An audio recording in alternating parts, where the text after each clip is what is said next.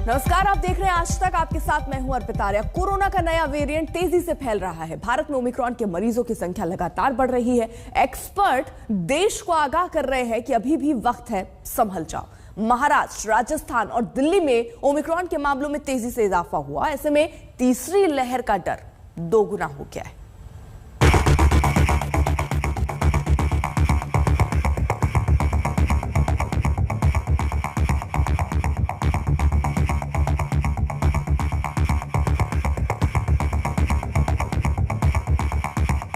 भारत में जितनी तेजी से ओमिक्रॉन का मीटर भाग रहा है, लोगों के दिलों में धुकधुकी भी उतनी तेजी से बढ़ रही है।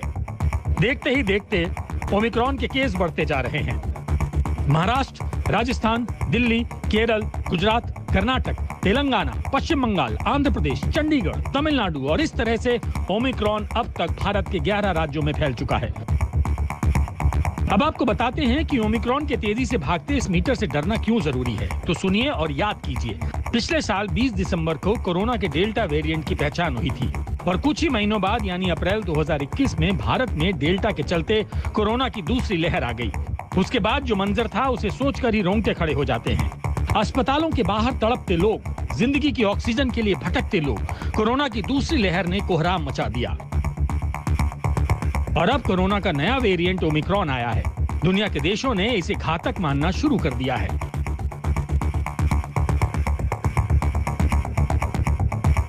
खासतौर से ब्रिटेन और अमेरिका में ओमिक्रॉन के नाम से भी लोग डरने लगे हैं, क्योंकि ब्रिटेन में ओमिक्रॉन ने रिकॉर्ड तोड़ दिया है। अमेरिका में भी केस दुगने हो गए हैं। जब ब्रिटेन और अमेरिका जैसे देश डर रहे हैं, तो ओमिक्रॉन से बेहद सावधान रहने की जरूरत भारतवासियों को भी है। और उसके पीछे वजह ये है, दिल्ली में फिर से ओमिक्रॉन के 4 नए केस आ गए हैं। महाराष्ट्र ओमिक्रॉन के 32 मामलों के साथ नंबर 1 पर है। राजस्थान में ओमिक्रॉन के केस बढ़कर 17 तक पहुंच गए हैं। हर रोज एक नए राज्य तक पहुंच रहा है ओमिक्रॉन वेरिएंट। कोरोना वायरस का ये सुपर स्प्रेडर वेरिएंट जितनी तेजी से देश में फैल रहा है, वो चिंताजनक है। ये सिर्फ हम नहीं कह रहे हैं, WHO तो शुरू में ही ओमिक्रॉन को वेरिएंट ऑफ कंसर्न यानी चिंता वाला बता चुका है।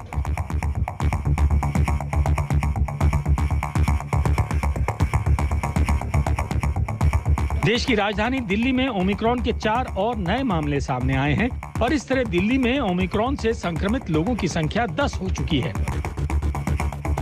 मरीजों की बड़ी तादाद को देखते हुए दिल्ली में तैयारियां शुरू कर दी गई हैं।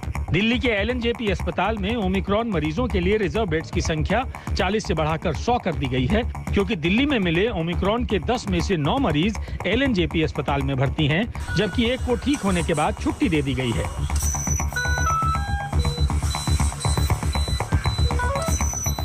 केसेस कंफर्म हो चुके हैं अभी तक और जो केसेज हैं 10 कंफर्म है। LNJP में भी 40 लोग हैं, जो 38 पॉजिटिव हैं जी। और आज सुबह भी 8 पेशेंट और आए हैं एयरपोर्ट से। तो जो बाहर से पेशेंट आ रहे हैं, जो लोग आ रहे हैं, उनमें से चेक करने में काफी लोग अभी पॉजिटिव पाए। बड़ी संख्या में आने वाले मरीजों और एम्बुलेंस को गाइड करने के लिए रिसेप्शन के साथ कॉल सेंटर बनाया गया है। दुनिया के सबसे बड़े कोविड केयर सेंटर यानी सरदार पटेल कोविड हॉस्पिटल को दूसरी लहर में 2000 बेड का बनाया गया था, लेकिन अब तीसरी लहर के खतरे को देखते हुए इसकी क्षमता बढ़ाकर 10,000 बेड तक की जा सकती है। प्रेजेंट में हमारे पास 150 ICU बेडेड हैं और बेड्स हैं और 530 जो हमारे पास वहाँ जनरल वार्ड में ऑक्सीजनेटेड बेड्स हैं। It can be extended up to 2000 और अगर आदेश आते हैं तो उसको उससे ज़्यादा बढ़ाया जा सकता है। So we have adequate resource जो हमें चाहिए होता है। अगर ज़रूरत पड़ती है, कोई डिज़ास्टर पैंडेमिक का बहुत ज़्यादा हो जाता है, तो हमारे पास अवेलेबल है रिसोर्सेज, हम इंक्रीज़ कर सकते हैं। चिंता सिर्फ एक तरफ नहीं है, बल्कि महाराष्ट्र से लेकर मध्य प्रदेश तक कोरोना के मरीज भी बढ़ने लगे हैं। ओमिक्रॉन से दुनिया डर रही है और देश की संसद में ओमिक्रॉन पर मस्ती सूझ रही है। राज्यसभा में शॉर्ट ड्यूरेशन डिस्कशन के दौरान ओमिक्रॉन पर चर्चा हुई। बीजेपी सांसद शिव प्रताप शुक्ल बोलने के लिए खड़े हुए तो विपक्ष हंगामा काटने लगा। उसके बाद बीजेपी सांसद शिव प्रताप शुक्ल ने जो भी कहा वो आप भी सुनिए।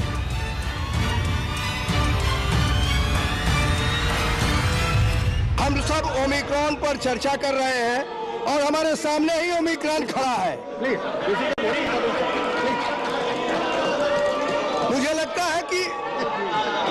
लगता है कि संसद के लिए इससे बड़ा ओमिक्रॉन और कुछ हो ही नहीं सकता है कि जो संसद चलने ही नहीं दे रहा है।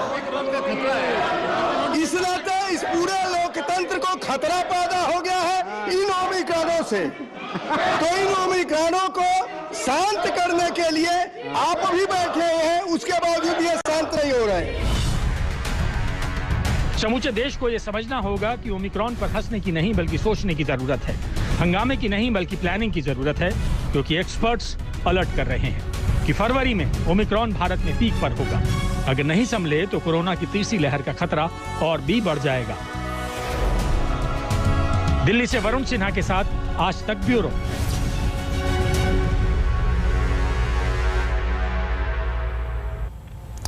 मुंबई में सोसाइटी की टेरेस पर नए साल या क्रिसमस की पार्टी की इजाजत नहीं है। मुंबई में ओमिक्रॉन के बढ़ते मामलों की वजह से ये फैसला लिया जा रहा है। ऐसे में सरकार कोई रिस्क लेने के मूड में नहीं है। मुंबई में धारा 144 31 दिसंबर तक बढ़ा दी गई। कोरोना नियमों का पालन नहीं करने वालों पर सख्त एक्शन लेने की तैयारी भी है।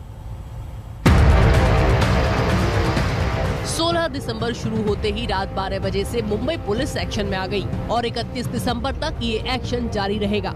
मुंबई में धारा 144 लगा दी गई है ताकि क्रिसमस और नए साल के वक्त कोई बड़ी गैदरिंग ना हो। कोरोना संक्रमण को रोकने के लिए ये कदम उठाया गया है। कोविड प्रोटोकॉल को तोड़कर नए साल या क्रिसमस की पार्टी सरकार को बिल्कुल मंजूर नहीं है। बहुत कम लोग होते हैं जो नहीं मानते, रातों के भीड़ में इकट्ठा कुछ पार्टियां करने के इरादे से इधर उधर घूमते हैं। उनको पकड़ के जो मास्क नहीं पहनते उनको दंडित करना, उनको पावती दे के हम लोग फिलहाल तो काम कर रहे हैं और लोगों से ये काम करवा के लेना ही हमारा फिलहाल जिम्मा है और उस सिलसिले में हम नाकाबंदी कर रहे हैं। बुधवार को मुंबई पुलिस ने एक आदेश निकाला है जिसमें धारा 144 के अलावा संक्रमण को रोकने के लिए कई और कदम उठाए गए हैं, जैसे रेजिडेंशियल सोसाइटी की टेरेस या बीच पर पार्टी की इजाजत नहीं है। किसी भी इवेंट या प्रोग्राम में वेन्यू की कुल क्षमता से 50% लोगों को ही भाग लेने की इजाजत है। इवेंट में आने वाले लोगों को वैक्सीन की दोनों डोज लगी होनी चाहिए। नए आदेश के मुताबिक मॉल या दुकान में खरीदारी के लिए भी ग्राहक को वैक्सीन की दोनों डोज लगी होना अनिवार्य है। सभी तरह के पब्लिक ट्रांसपोर्ट का इस्तेमाल करने के लिए भी वैक्सीन की दोनों डोज लगा होना जरूरी है। वैसे मुंबई में 100% आबादी को कोरोना वैक्सीन की एक डोज और 80% आबादी को वैक्सीन की दोनों डोज लग चुकी है। बीएमसी की कोशिश है कि किसी तरह जनवरी तक 100% आबादी को दोनों डोज लग जाए। इसके लिए रात 12 बजे तक नाइट वैक्सीन सेंटर शुरू किए गए हैं। महाराष्ट्र में ओमिक्रॉन के कुल 32 मामले हैं। इनमें अकेले मुंबई में 10 केस मिले हैं। राहत की बात यह है कि 32 में से 25 ठीक भी हो चुके हैं। हमें लगता है कि दुनिया में जिस तरह से यूरोपीय देशों में फिर से केसेस आ रहे हैं और अधिकांश केसेस डेल्टा के नहीं ओमाइक्रॉन के हैं। एक एक देश में 2 करोड़ की आबादी में 50,000 केस हर दिन आ रहे हैं। हमें लगता है कि ओमाइक्रॉन का खतरा बढ़ रहा है। लोगों की जिम्मेदारी है कि कोविड प्रोटोकॉल का पालन करें। हमने भी जो हमारी तैयारी थी बेड्स को लेके, ऑक्सीजन को लेके, सभी जिला प्रशासन को चुस्त दुरुस्त रहने के लिए कहा है। मुंबई में आज कोरोना के केस भी थोड़े बढ़े हुए आए हैं। 24 घंटे में मुंबई में कोरोना के 279 केस आए हैं और 2 लोगों की मौत हुई है। मुंबई से पंकज उपाध्याय के साथ आज तक ब्यूरो। उधर केंद्रीय गृह राज्य मंत्री अजय मिश्रा टेनी के नाम पर हंगामा बरपा है। सड़क से लेकर संसद तक मांग ये हो रही है कि अजय मिश्रा टेनी का इस्तीफा होना चाहिए। विपक्ष हमलावर है, मगर सरकार पूरी तरह से अजय मिश्रा टेनी के बचाव में है।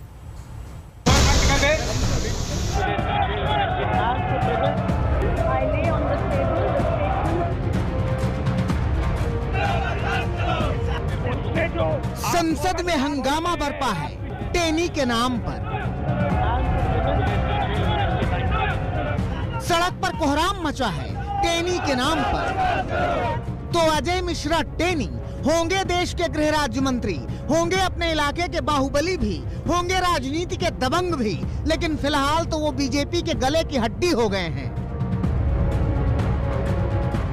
न उगले जा रहे हैं न निगले जा रहे हैं और ये विपक्ष वाले संसद में सरेआम शोर मचा रहे हैं कि सरकार उगलिए इन्हें, उगलते क्यों नहीं है।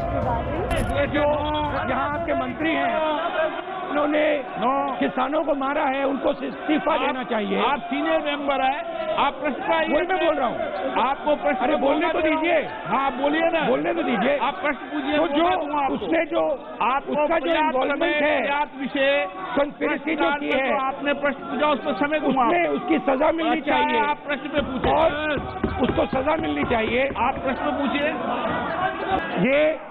ये जो मंत्री है इसको आप प्रश्न पे बोले, आप पहले प्रश्न नंबर बोले, सरकार से निकाल देना चाहिए। नो, ये क्रिमिनल है और इसको क्वेश्चन खिलाफ कार्रवाई होनी चाहिए। 263 सर, जो लखीमपुर खीरी में हत्या हुई है, अजय मिश्रा टेनी के लिए विपक्ष का एक एक सांसद सज्ज होकर आया था। संसद रुके चाहे चले कोई फर्क नहीं पड़ता, बहस होगी तो टेनी के इस्तीफे पर, लिहाजा चलने के नाम पर संसद में सिर्फ शोर शराबा ही होता रहा।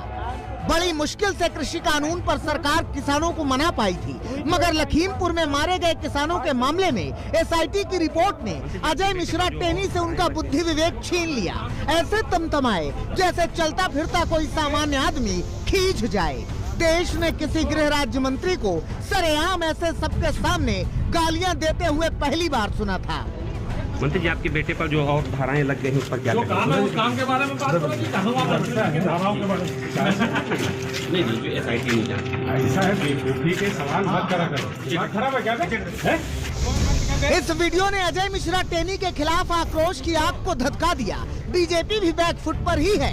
नकवी कह रहे हैं कि कानून अपना काम करेगा और ओवैसी कह रहे हैं कि पिता के गृह राज्य मंत्री होते हुए कानून अपना काम कैसे कर पाएगा। ओवैसी ये भी कहते हैं कि बीजेपी में मादा ही नहीं है कि वो टेनी को हटा सके। कानून अपना काम कर रहा है और इस तरह के जो सुपर कानून के जो महान लोग हैं उनको अपना ज्ञान नहीं देना चाहिए।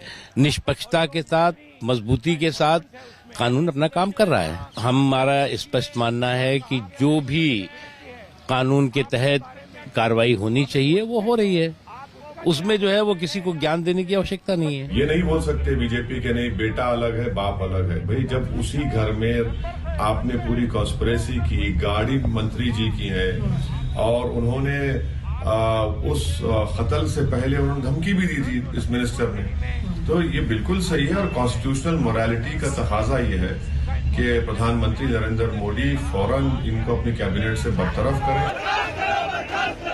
इधर संसद में इस्तीफे का शोर था, उधर अजय मिश्रा टेनी के खिलाफ संसद के बाहर यूथ कांग्रेस के कार्यकर्ताओं ने विरोध की तख्तियां उठा ली थी। तनी हुई मुट्ठियां और गूंजती हुई आवाजों में तल्खियां थी और टेनी के इस्तीफे की मांग थी।